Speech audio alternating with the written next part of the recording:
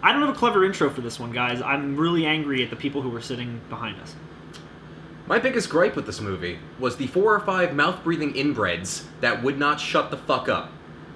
Yeah.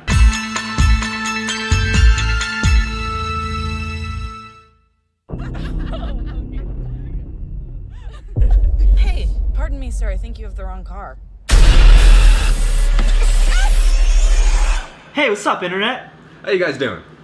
I don't really, like I said, I have no clever intro for this. I mean, we could have done some campy multi-personality Fuck shit, it, I'm not but, doing that. We just saw Split.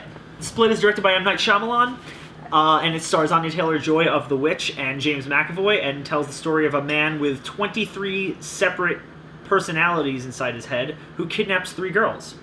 That's all I'm gonna say. I want to start by saying that it's an M. Night Shyamalan movie, so it had potential to be very bad. Shyamalan has a somewhat notorious reputation of making some films that really tanked, and I mean really fucking tanked, after making 2 good ones.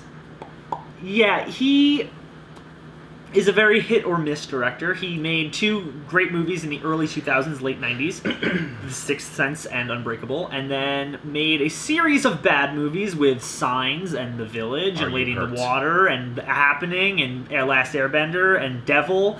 And then 2 years ago, he made a film called The Visit, which had every bit of potential to be complete trash, and in a way it was, but it acknowledged itself as such and thus was enjoyable and decent. Not good, but decent. And so people thought, hey, maybe he could be making a comeback. And then Split came out. Don't hate me for this opinion. I recognize that The Sixth Sense is a good movie. Okay. I don't like it. I have always found it boring. I've never enjoyed it. I have actually never watched a Shyamalan movie I've enjoyed before. I haven't seen Unbreakable. I liked this. This was a good movie. Yeah. Yes. I completely agree. I think it was very good. My expectations were exceeded, I honestly would say. Because at worst, I was expecting it to be hilariously bad, like The Happening. And at best, I was expecting it to be, decent, something like The Visit. See, at worst, I was expecting it to be offensively bad. I mean, The Happening is offensively bad. No, it's hilarious. offensive in like the psychological aspect, mental health community, all that shit. Fair. Strongly enjoyed this film. Minus the mouth-breathing fucking right, but that's us. not the film. That's the yeah, film. no, we're not taking that into. I didn't realize this movie was PG-13. I think that's part of the problem. I didn't realize it was either. I thought it was rated R. I thought it was too. That's why I was shocked when the theater Although was I think they were college students. We were wasting time. You want to just dive right into it? Yeah, let's just dive right into it. I'm just gonna say this right off the bat. I'm not even gonna fucking lead with anything else. James McAvoy deserves a fucking Oscar for this movie. I wholeheartedly agree. I don't think he will get nearly as much recognition as he deserves for this movie. The problem is the time of year this came out, because it is too late to be in this year's Academy Awards. And it'll be forgotten by next year. But all that being said, this movie was very great. James McAvoy was fan-fucking-tastic. Oh my god.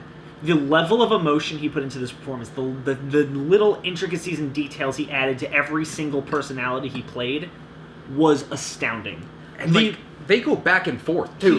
He has conversations between personalities, and he's picking up these little idiosyncrasies for each and every personality. It's truly fantastic. It's an unbelievable performance that I really think this is like something that. There were scenes that left me just with my mouth agape just from the acting. And I was just so impressed. I mean, I've said it before, not on this channel, that James McAvoy is one of the best actors working today. He is truly fantastic, and this was one of his best roles yet, I can really say, because he was so astounding in every single second he was on screen, and every single time he's switching between these different personalities, and then making them converse with each other, and just the way he interacts with the girls in different ways is really great. Holy shit, I loved it. Anya Taylor-Joy, also, from The Witch.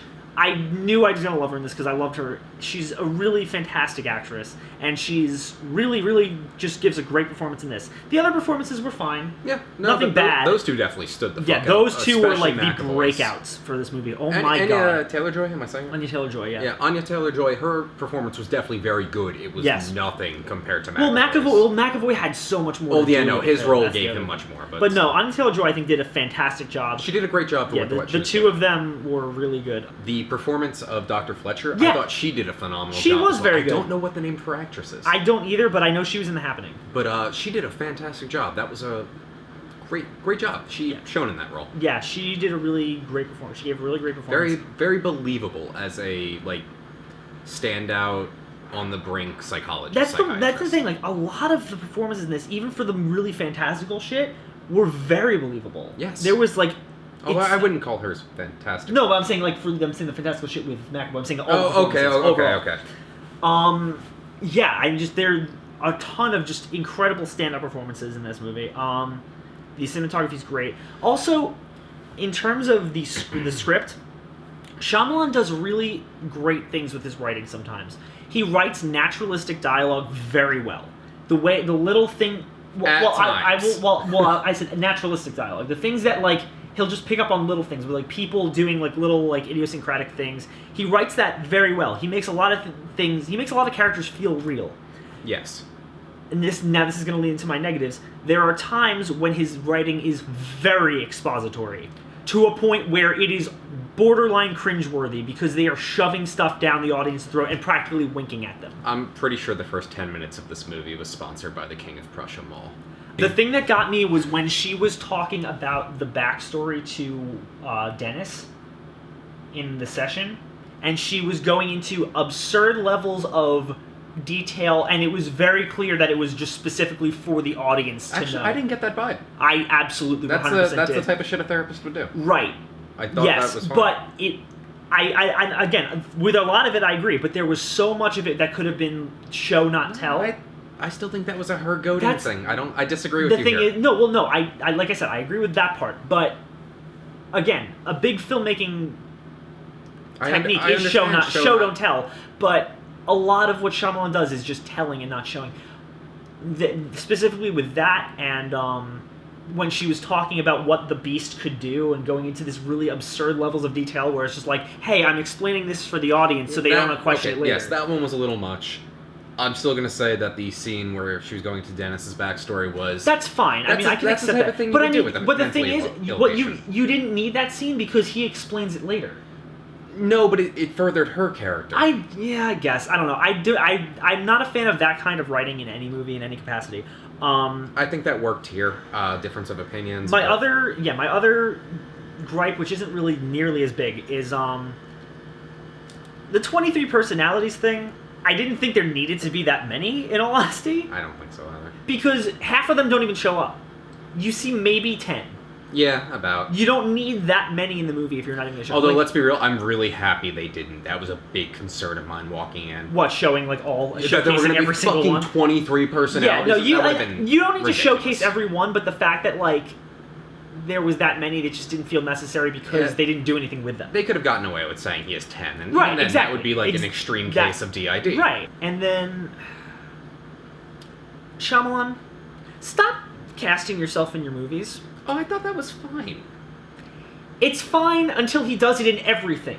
And it's not like, oh, it's cute, it's Stan Lee. It's not, because he gives himself, like, an important role in every fucking movie. I wouldn't have said that was an important role. He had, like, 3 not lines. Important, but it's like, he gives himself a significant role. It's not like a cute little jab. It's literally like, I'm in my movie. Dude, I'm Kurt fucking Vonnegut.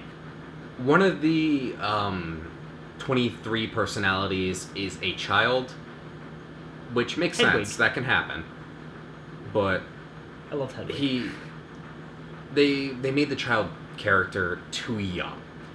They made him 9 years old, which just made for every time he was in the movie, he was pure comic relief.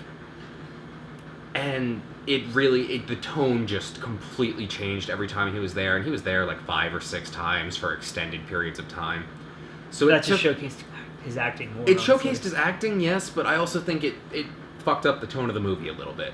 Because it took you out of this claustrophobic, like, uncomfortable space and into, hi, I'm Hedwig. Do you want to see me dance? You did that really good. You did a really good job with that. Yeah. And it was too much. It was over the top. They could have done the same thing with a character that was a couple years older while still retaining that creepy feel. I did like Hedwig. I do see where you're coming from with that, but also I'm more accustomed to Shyamalan's style of humor, which is very awkward at times. And so that didn't really feel that unnatural to me. I found parts of this movie were very predictable. Like with one of the characters' backgrounds, I immediately called what would happen. With the fates of several characters, I knew what was going to happen by the end of this movie. The second that shit first went down, there were just a lot of things in this movie that were not tropey. That's the wrong word. And by the books also doesn't seem fair, but just predictable. I loved Not the really. two, That's the too strong. Horde, the two Yeah, darker, the versions. two darker ones. Specifically were when he's Patricia. great. Yes. That shit was menacing, and that was in the trailer. It's kind of goofy. When you see it in the movie, it is so not goofy at all. Also, that's something else I just want to note again about McAvoy's acting that was impressive. Before they even told you which character he was by the end of the movie... you can tell. You could tell. You could tell exactly You could tell who he just was. by the mannerisms. That was amazing. It's really, really astounding, and it's so fucking cool. Okay. I want to talk about spoilers a little bit. What would you rate this movie? I would... Again, I would have given this a must-see if it weren't for the fact of Hedwig's character being so juxtaposed in there in an off way. So I'm going to give it a solid. I completely agree with you. I was going to say it's a solid. My biggest problems came from the script writing, but it was substantial enough that I was like, oh, okay. But even so, McAvoy and Anya Taylor-Joy are fan-fucking-tastic. Their performances alone are worth seeing the movie for. Yes, especially McAvoy's, not to play down... No, I get what he is true, it's a performance of a lifetime to think John Goodman in 10 Cloverfield Lane. Level I'd say it's better. No, but I'd say he was better. Okay, you know what? I can see where you're coming from. I'm gonna say they're on par.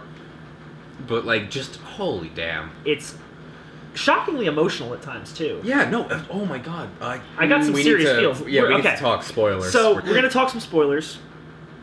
And so if you haven't seen Split yet, I really would urge you to click away right now. Seriously. 5, 4, 3, 2. So this film is a sequel to Unbreakable. I didn't see Unbreakable. You don't need to see Unbreakable to watch it. You don't? At all. Well, you don't. You're right. It's a good standalone, but at the same time, that little scene during the credits 30-second long scene. is very cool. It's very cool. You didn't feel that way at first. I didn't feel that way at first. I was like, God damn it, this movie is standalone. And I thought about it. He literally stood up and went, God fucking damn it, Shyamalan. And then I thought about it in the car ride home, and I was like, you know what? That's fucking cool. Because Shyamalan has been promising an Unbreakable, a post-Unbreakable universe for a long time. So seeing him do it here, given the subject matter of this film and the idea of human evolution factoring into it, made a lot of sense. I haven't seen Unbreakable. I can't comment here. Watch Unbreakable. It's a masterpiece. Oh, no, I know I need to. It's a masterpiece. I've heard that for a while. That's fucking awesome. Also, his performance as the Beast, it was very cool. It was. And special effects were love pretty that. neat, too. I love that. Everything about it was I was just worried seeing the trailers for this movie that they were spoiling too much. Because they show him crawling on the walls in the trailer. Oh, did they? I didn't see any of the trailers. And they show him bending steel bars in the trailer. And I was like, you're showing a lot. But I liked the way they handled that and the way that it was all explained in a way that made sense scientifically.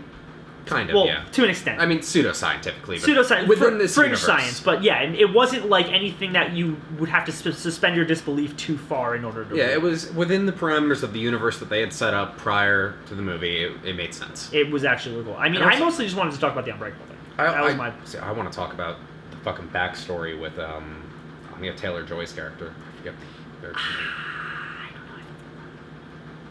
I found it very, very predictable. It was predictable. My problem is, I don't think the sexual assault route was necessary. There were other ways they could have done it. There were a lot of other ways they could have just stuck it with abuse. They could have. They didn't have to make it sexual. I don't like movies that do that. But no, why? Well, neither do I. But the point that I wanted to But make they didn't with handle this, it in a way that was they didn't handle disrespectful. It. Yeah, no, so it that's wasn't good. Disrespectful or immature. But it was just, it was not necessary. The point I wanted to get at, though, was the ending of this movie. Which part? How it was so fucking bittersweet because of that knowledge. What, of her going back to live with the uncle? Yeah, it's, oh hey, you're out of this crazy guy's basement, but you're back with your uncle. I felt like they were going somewhere with that, though. Because the way the cop looked at her, I felt like it was... Maybe they are, and maybe if there's a sequel to this, they will. I felt like the way the cop looked at her, it was either like they were implying that she was going to be all like they were going to get her out of it, or that she was going to end up like Kevin. Maybe as there's a means lot of ways this defense. could have gone, but either way, it was still just a very. It's very open-ended. It was an open-ended, bittersweet ending, and I like that. Yeah, I agree. I hate it when horror movies, especially, tie things up in a neat little bow. I mean, I also hate when horror movies go the downer ending route automatically. So Well, yeah, but this is a nice blend of the both. it's a nice middle ground. Yeah. It's a nice middle ground. I don't really have much else to say, honestly, spoiler-wise. I didn't think the sexual assaulting was necessary. Neither do I. Yeah. They could have done it a lot of other more tasteful ways, but at least they didn't handle it in an immature manner. is what Right, I'm exactly. saying about that. I completely agree with you there. Yeah, I don't have much else to say, honestly. I really, really dug this movie. I mean, we've only been talking for like 18 20 minutes. No, it's actually at 20. It's Oh, is 3, it? 2, 1. 20 minutes. Like, sub, and subscribe.